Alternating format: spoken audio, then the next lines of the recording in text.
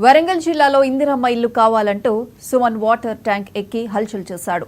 అధికారులు, ప్రజాప్రతినిధులు మాటలు చెబుతున్నారే తప్ప ఇల్లు కేటాయించడం లేదని ట్యాంక్ పై నిల్చుని బాధితుడు విలపించాడు.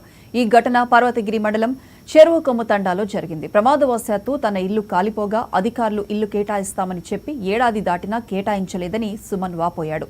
తలదాచుకునేందుకు నిలువు నీడ లేదని ఆవేదన చెందాడు. తనకు ఇల్లు కేటాయించే వరకు ట్యాంక్ దిగేది లేదని ట్యాంక్ పైనే భీష్మించి కూర్చున్నాడు. స్థానిక నాయకులు పైరవీల కారణంగా తనకు న్యాయం జరగటం లేదని సుమన్ ఆరోపిస్తున్నాడు. ఇప్పటికైనా ప్రభుత్వం అధికారులు స్పందించి తనకు డబుల్ బెడ్రూమ్ ఇల్లు కేటాయించి ఆదుకోవాలని విజ్ఞప్తి చేశాడు. పోలీసులు, రెవెన్యూ అధికారులు ఘటనా స్థలానికి చేరుకుని సుమన్ బుజ్జగించే పనిలో ఉన్నారు.